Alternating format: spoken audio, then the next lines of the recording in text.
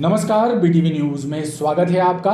आइए खबरों की शुरुआत करते हैं इस खबर के साथ। कैंट विधानसभा क्षेत्र में आंगनबाड़ी केंद्रों का निर्माण कराए जाने और पट्टों का वितरण करने सहित अन्य समस्याओं को लेकर कैंट विधायक एवं भाजपा पार्षदों ने कलेक्टर के साथ बैठक की और मांगों को पूरा करने पर जोर दिया। कैंट विधानसभा के अंतर्गत शारदा नगर, शांति नगर समेत अन्य इलाकों में रहने वाले पात्र नागरिकों को धारणाधिकार योजना के तहत जल्दी ही भू अधिकार पत्रों का वितरण किया जाएगा। ये जानकारी देते हुए कैंट विधायक अशोक रोहानी ने बताया कि कलेक्टर सौरभ कुमार सुमन के साथ एक बैठक की गई, जिसमें उन्हें कैंट विधानसभा क्षेत्र के नागरिकों की समस्याओं से अवगत कराया गया और विभिन्न कैंट विधानसभा के जो पट्टों संबंधी मुद्दे हैं, आंगनबाड़ी केंद्रों के निर्माण संबंधी मुद्दे हैं, हमारी जो ज़मीनों का हस्तांतरण है उसमें जो देरी हो रही है, इन सब मुद्दों को लेकर आज हमने उस विषयों पर यहाँ पर चर्चा की। कलेक्टर महोदय ने अधिकारियों को निर्देश दिया और 15 दिन का हमें आश्वासन दिया कि 15 दिन के अंदर हम इसको गति को और तेज करेंगे और पट्टों संबंधी निराकरण जो है वो भी शीघ्र करेंगे। बहुत जल्दी निर्माण कार्य जो रुके हुए हैं उनका भी तेज गति से निर्माण हो, इसकी हम आगे निर्देश देंगे। बैठक में विकास एवं निर्माण कार्यों पर भी चर्चा की गई। संविदा वर्ग 3 की परीक्षा उत्तीर्ण कर चुकी भीमनगर निवासी एक युवती ने कलेक्ट्रेट की जन सुनवाई में शिकायत दी है कि उसके दस्तावेजों का सत्यापन करने में हुई त्रुटि की वजह से उसे चयन प्रक्रिया से बाहर कर दिया है और जिला शिक्षा अधिकारी कार्यालय से भी कोई सही जानकारी नहीं दी जा रही है। कलेक्ट्रेट कार्यालय में आयोजित साप्ताहिक जन सुनवाई में भीमनगर से आई सिल्की गोगिया ने बताया कि उन्होंने संविदा वर्ग 3 की परीक्षा पास कर ली थी, लेकिन उसके दस्तावेजों का सत्यापन ठीक से नहीं हुआ, लिहाजा वो चयन प्रक्रिया से बाहर कर दी गई हैं। वहीं जिला शिक्षा अधिकारी कार्यालय से भी उन्हें सही जानकारी नहीं दी गई। मैं जबलपुर की हूँ और मेरा संविदा वर्ग 3 में सिलेक्शन हुआ था और जब सिलेक्शन हुआ वेरिफिकेशन डीईओ ऑफिस से हो गया। जेडी ऑफिस में जब सिलेक्शन हुआ तो उन्होंने ये कहा कि कोविड में आपने पढ़ाई की है, जिसके कारण आपकी मार्कशीट एक साथ दिखा रही है, बीकॉम की और बीएड की, और इसके कारण उन्होंने मुझे अमान्य कर दिया। और भोपाल भेजने के बाद भी रिटर्न में कुछ नहीं है मेरे पास सबूत की मेरा क्या हो रहा है प्रक्रिया में आगे। सबका सिलेक्शन हो गया और मेरा कोई सिलेक्शन हुआ नहीं है अभी तक। तो मेरा आवेदन है कि मेरा सिलेक्शन हो और वापस प्रक्रिया में सम्मेलन मेरा किया जाए। वार्ड क्रमांक 72 से आए पूर्व सरपंच नर्मदा प्रसाद ने बताया कि शासकीय स्कूल से तालाब की ओर जाने वाला मार्ग जर्जर है और इसके कारण बच्चों को स्कूल आने जाने में परेशानी होती है। उन्होंने सड़क निर्माण कराए जाने की मांग की है। और हमारे गांव की जो स्कूल के सामने की रोड है इतनी जर्जर इतनी खराब है कि वहाँ बच्चे आए दिन परेशान होते हैं। नगर निगम के अधिकारी देखते चले जाते हैं। 2018 में ये सैंक्शन थी, लेकिन आज दिनांक तक यह रोड नहीं बनी। बार बार हम नगर निगम जाते हैं, बोले हाँ हो जाएगा हो जाएगा। रोड इतनी ख़राब है, कम से कम 250-300 बच्चे पढ़ने आते हैं और प्रतिदिन वहाँ कीचड़ में गिरते हैं, बेचारे लौट जाते हैं। एलबी राम ने कहा कि आदिवासी विकास विभाग में स्कूल में हेडमास्टर के पद पर पदस्थ थे। सेवानिवृत्ति के बाद उन्होंने कोर्ट में केस लगाया कि उन्हें पदोन्नति नहीं मिली थी, जिससे वो 35 वर्षों की सेवा के दौरान लाभ नहीं ले सके। इस मामले में कोर्ट ने उनके पक्ष में निर्णय दिया, लेकिन अब कोर्ट के आदेश का भी पालन नहीं किया जा रहा है। जन सुनवाई में 185 आवेदकों ने अपनी परेशानी बयां की। निःशुल्क लैपटॉप वितरण योजना के तहत जबलपुर जिले में 2153 12वीं पास बच्चों को और संभाग में 11,163 विद्यार्थियों को लैपटॉप खरीदने के लिए 25-25 हजार रुपए प्रदान किए गए। प्रदेश सरकार द्वारा 12वीं पास प्रतिभावान विद्यार्थियों को उच्च शिक्षा में मदद करने के लिए लैपटॉप प्रदान किए जाते हैं। इस योजना के तहत जबलपुर जिले के 2153 विद्यार्थी जिन्होंने कक्षा 12वीं में अच्छे अंक प्राप्त किए हैं, उन्हें लैपटॉप खरीदने के लिए 25-25 हजार रुपये दिए गए हैं। जबलपुर संभाग में ये आंकड़ा 11,163 विद्यार्थियों का है। इनमें शासकीय और अशासकीय शालाओं के विद्यार्थी शामिल हैं। जबलपुर जिले के जो टॉपर थे जबलपुर संभाग के, तो वो बच्चों को वहाँ पे लैपटॉप वितरण के संबंध में जो चेक वगैरह दिए हैं वो हुआ है। और जबलपुर ज़िले के 2153 बच्चों के खातों में यह राशि ट्रांसफ़र हुई है, जिसमें 733 से सरकारी स्कूल के बच्चे हैं और 1420 जो हैं वो प्राइवेट स्कूलों के बच्चे हैं। जबलपुर संभाग में कुल मिलाकर के 11,163 बच्चों को इसका लाभ प्राप्त हुआ। संयुक्त संचालक लोक शिक्षण कार्यालय के अधिकारियों का कहना है कि लैपटॉप की राशि छात्र छात्राओं के अकाउंट में ट्रांसफर की गई है, जो करीब 27 करोड़ 90 लाख रुपए से ज्यादा है। नगर निगम का शासकीय योजना विभाग सामाजिक सुरक्षा पेंशन के करीब 30,000 हितग्राहियों की पेंशन बंद कर सकता है। इसकी वजह यह है कि 38,000 हितग्राहियों की केवाईसी नहीं हो पा रही है। नगर निगम का शासकीय योजना विभाग करीब 58,000 व्यक्तियों को सामाजिक सुरक्षा पेंशन प्रदान करता है, लेकिन जब इनकी केवाईसी कराई गई तो 20,000 से ज्यादा हितग्राहियों की केवाईसी संभव नहीं हो पाई।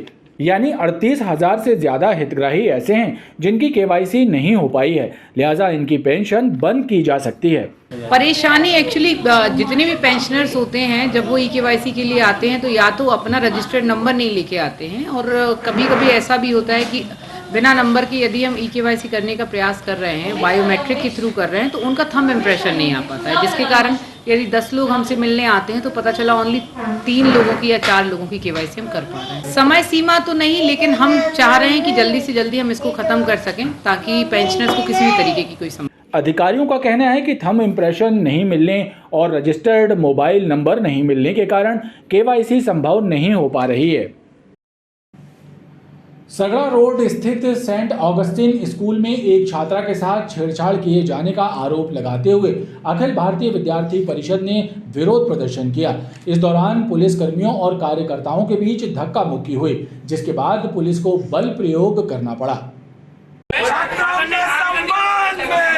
सगड़ा स्थित सेंट ऑगस्टिन स्कूल में विरोध प्रदर्शन करने पहुंची एबीवीपी कार्यकर्ताओं और पुलिस कर्मियों के बीच स्कूल में दाखिल होने को लेकर जमकर बहस हुई और धक्का मुक्की के दौरान पुलिस को बल प्रयोग करना पड़ा, जिसके बाद हंगामे की स्थिति निर्मित हो गई।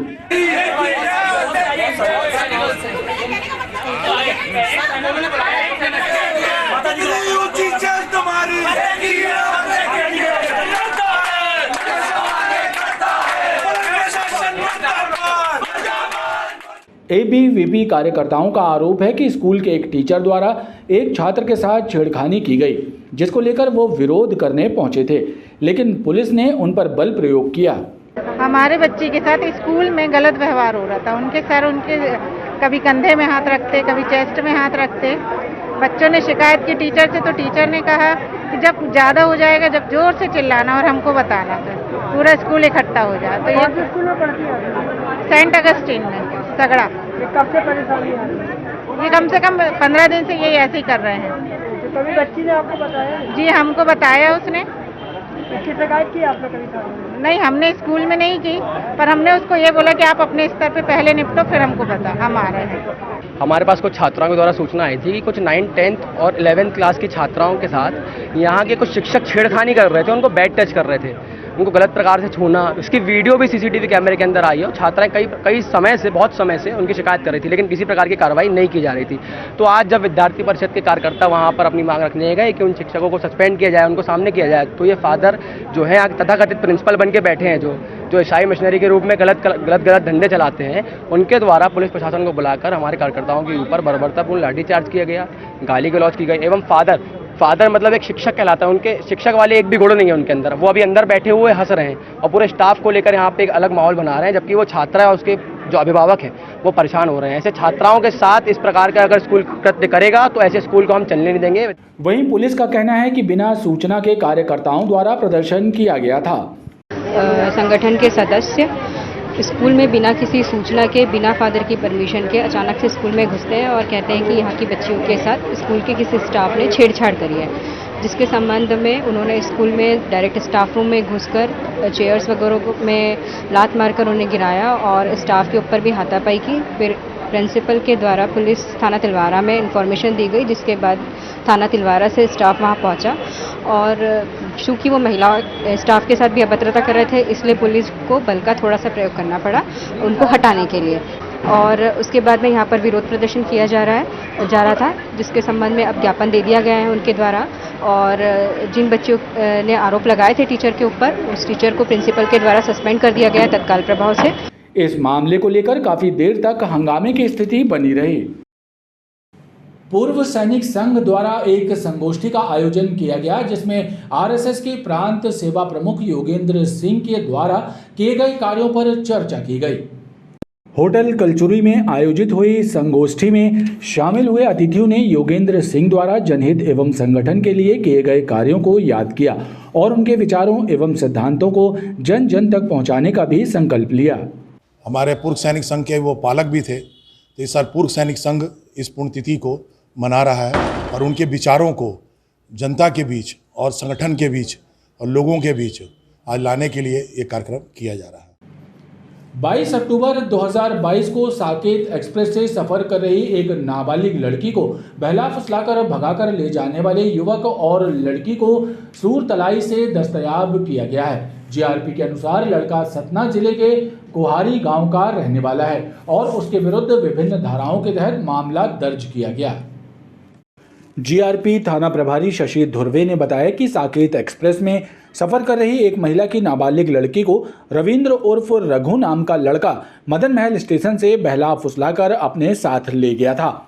घटना 22 अक्टूबर 2022 की थी, जिसके बाद मदन महल जीआरपी की टीम ने साइबर सेल की मदद से मोबाइल ट्रेस करना शुरू किया। हालांकि इसमें समय लग गया, लेकिन हाल ही में मोबाइल से किए गए मैसेज के जरिए उनकी लोकेशन का पता चला और जीआरपी थाना प्रभारी शशि धुर्वे के मार्गदर्शन में मदन महल जीआरपी चौकी प्रभारी राजेश राज और उनकी टीम ने सूरतलाई कटंगी रोड से दोनों को दस्तयाब कर लिया है। अपहर्ता एवं आरोपी दोनों दस्तयाब हुए। अपहर्ता के कथन दिए, कथन अनुसार उसमें शादी का प्रलोभन देकर आरोपी द्वारा उसको लेके गया था, जिसमें से हमने अभी धारा इसमें बढ़ाई है 366A, 376, 376 2N और क्या बोलते हैं 5 एक्ट की धारा इसमें बढ़ाई है। आरोपी रविंद्र उर्फ रब्बू सिसोदिया जो सतना का मूलतः रहने वाला है। जीआरपी ने लड़की को उसके परिजनों के हवाले कर दिया और लड़के के विरुद्ध विभिन्न धाराओं के तहत मामला दर्ज कर कार्रवाई की जा रही है।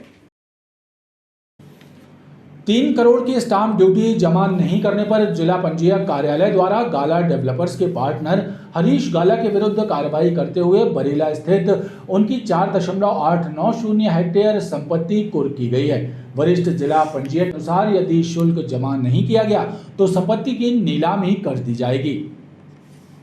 गाला डेवलपर के पार्टनर चिराग गाला की बरेला स्थित अयोध्यापुरम साइट की 4.890 हेक्टेयर जमीन को जिला पंजीयक विभाग ने कुर्क कर लिया है और उन्हें नोटिस जारी कर 3 करोड़ की स्टाम्प ड्यूटी जमा करने को कहा है और राशि जमा नहीं करने पर संपत्ति की नीलामी करने की भी चेतावनी दी है। वहीं वरिष्ठ जिला पंजीयक पवन अहिरवार ने बताया कि वर्ष 2022 में उन्होंने संपत्ति खरीदी थी, लेकिन स्टाम्प शुल्क नहीं चुकाया था। ये जो है इन्हें 2022 में जून में रजिस्ट्री कराई थी, तो तत्कालीन जो डिस्ट्रिक्ट रजिस्ट्रार थे उन्होंने उचित आदेश पारित किया, तो इनके ऊपर लगभग 2,94 लाख रुपए बकाए थे। तो शासन के निर्देशों से लगातार प्राप्त हो रहे हैं कि जो भी शासकीय बकाया है उसको जमा करवाना है। तो इनको नियमानुसार मांग पत्र जारी किया गया और उसके अलावा इनको बैंक खाते सीज किए गए। तत्पश्चात भी उनको कई मौके दिए गए, फिर भी उन्होंने नहीं चुकाया शासकीय राजस्व, तो इनकी संपत्ति जो कुर्क कर ली गई है। कुल मिला के 4.890 हेक्टेयर जो संपत्ति है वो कुर्क की गई है। और आइए अब एक नजर डालते हैं मौसम पर। मानसून का सिस्टम कमजोर पड़ने की वजह से जबलपुर में गर्मी एवं उमस से शहरवासी परेशान हैं। तेज धूप और उमस से जूझ रहे लोगों को अच्छी बारिश की दरकार है ताकि उन्हें गर्मी से निजात मिल सके।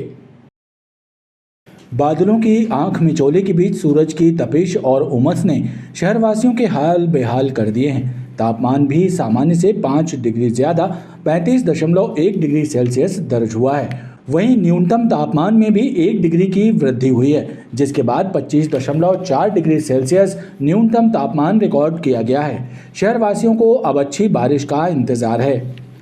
यह गर्मी से तो बहुत बुरा हाल है, थोड़ा पानी गिरता है उसके कारण उमस, और उमस से सबसे ज़्यादा परेशानी होती है, लोग बीमार पड़ रहे हैं। बहुत तो प्रकृति के साथ दोहन हुआ है, उसी का नतीजा हम सब भुगत रहे हैं।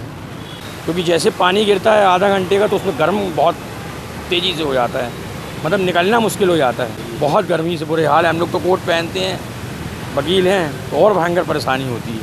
हालांकि मौसमविद अगले 24 घंटे में संभाग में बारिश होने की संभावना जता रहे हैं। खबरों का ये क्रम लगातार जारी है, आप देखते रहिए BTV न्यूज़।